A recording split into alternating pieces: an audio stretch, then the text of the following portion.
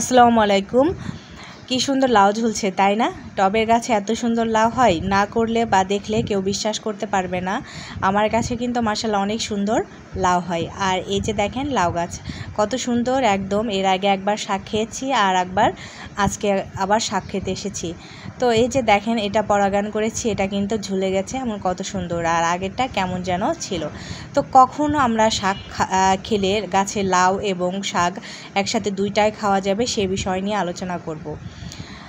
একটা বিষয় খেয়াল রাখতে হবে যে যখন গাছে লাউ এই অবস্থায় চলে আসবে যে পরাগান হয়েছে আমার লাউটা কিংবা বড় হচ্ছে, ঠিক সেই সময় আমরা যদি শাক খাই তাহলে কিন্তু গাছে থেকে একটাই গাছ থেকে শাক প্লাস লাউ দুইটাই খাওয়া হবে। আর যদি খেয়ে নেই তাহলে কিন্তু লাউটা অনেক দ্রুত বড় হবে। আর এই যে দেখেন এই লাউটা কেটে ফেললাম, আর এই যে ছোট ছোট এরকম কিন্তু অনেক লাউ এসেছে, তবুও কেটে ফেলছি। এগুলি আমার কিন্তু এখন কোনো দরকার নেই, কারণ টবের গাছে দেখা যায় একটার বেশি দুইটা তিনটা লাউ রাখলে বেকা তেরা হয়। তো এর জন্যে আমি বেশি রাখবো না, আবার লাউয়ের গাছের স্বাস্থ্য নষ্ট হয়ে যায়, এর জন্যে আমি কিন্তু একটাই রাখবো। আর এই যে দেখেন কত সুন্দর মোটা মোটা শাক, এগুলি আমি খেয়ে নিলে এর গোড়া থেকে আবার নতুন করে ডগা বের হবে এবং সঙ্গে লাউ নিয়ে। তখন কিন্তু এই লাউটা শেষের দিকে মানে বড় হয়ে যাবে প্রায়, তখন পরাগান করলে ওই লাউটাও হবে আবার এই লাউটাও হবে। তো এভাবে করে একটু খেয়াল করে লাউ শাক কাটলে কিন্তু আমরা একটা গাছ থেকে লাউ এবং লাউ শাক খেতে পারি। আবার আরেকটা সময় আছে যখন গাছটা কাটিং করার পরে অনেক শাখা প্রশাখা কিন্তু বের হয়, তখনও আমরা খেতে পারি। তবে একটা বিষয় খেয়াল রাখতে হবে, পুরুষ ফুল আবার অনেক ক্ষেত্রে থাকে না, কারণ শাক কেটে নিলে পুরুষ ফুল কোথা থেকে পাবেন, তখন তো গাছের সংখ্যা কম হয়ে যাবে। যদি আপনাদের আগের পুরনো কোনো গাছ থাকে তখন কিন্তু আপনারা এই কাজটা করতে পারেন, যে 5টা ডগা বের হয়েছে ওইখান থেকে 2টা ডগা রেখে 3টা ডগা খেয়ে নিলেন। তো এভাবে করে কিন্তু আপনারা লাউ শাক খেতে পারবেন। আমি সবসময় এভাবেই খাই।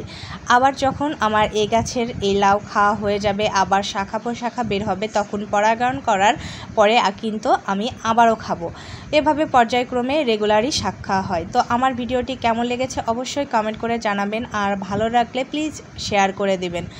আর ইদানিং আপুরা কিন্তু অনেক আমার সাথে নাইনসাফি করছে, ঠিকমতো ব্যাক করে না, আবার কমেন্ট করে চলে যায়, লাইক করে না। তো অনেক সমস্যায় আছি, আর স্প্যাম কমেন্ট করে, যেগুলি কিন্তু অনেক ক্ষতি হচ্ছে। যদি কিন্তু আমি এক ধাপ আgoচ্ছি 2 ধাপ পিছিয়ে যাচ্ছি। তো এইদিকে চাল কুমড়াগুলিও মোটামুটি হয়ে যাচ্ছে, গাছের অনেক বয়স হয়ে গেছে। লাউ গাছ আর চাল কুমড়া গাছ একসাথে করেছিলাম, ওই লাউ গাছ কেটে ফেলে তারপরে আবারও লাউ গাছ লাগিয়ে লাউ ধরে গেল, কিন্তু চাল কুমড়া গাছ কিন্তু এখনও ফলন দিয়ে যাচ্ছে। তো এরপরে আর আমি চাল কুমড়া গাছ রাখবো না, এই জন্যে কাটিং করে দিচ্ছি। আর এই যে দেখেন এদিকে কিন্তু লাউয়ের পরাগান হয়ে গেছে, এমনকি একটা গাছে একটা বড় লাউ আছে, সেটা তো আপনাদের সাথে শেয়ার করলাম। এই জন্যে আমি এই শাকগুলিও কেটে নেব।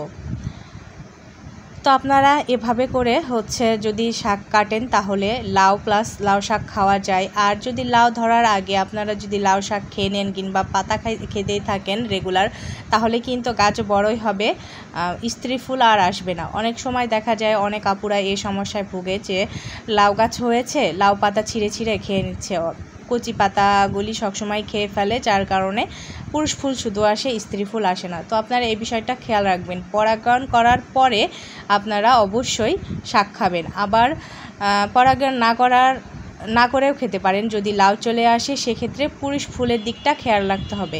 যদি আপনার পুরুষ ফুল থাকে তাহলে আপনি খেতে পারেন। আর একটা কথা আপনাদের সাথে শেয়ার করি, পুরুষ